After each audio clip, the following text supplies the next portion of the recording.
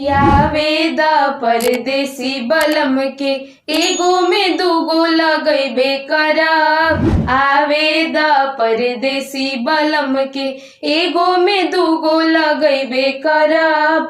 अपने खाइब पूरी जिलेबी, अपने खाइब पूरी जिलेबी, सैया के लड्डू मंगवैबे करब, सैया के लड्डू मंगवैबे करब। सास जी के देबो चोकर के लिट्टी, सास जी के देबो चोकर के लिट्टी, ओहू पकुता लुटवैबे करब। सास जी के देबो चोकर के लिट्टी, ओहू पकुता लुटवैबे करब। आवेदा परदेसी बलम के अपने पहनम रेशम के सड़िया, अपने पहनम रेशम के सड़िया, सैया के जींस मंगवैबे करब, सैया के जींस मंगवैबे करब। सास जी के देबो फटही लुगरिया, सास जी के देबो फटही लुगरिया, ओहू में पेवन सटवैबे करब। सास जी के देबो फटही लुगरिया,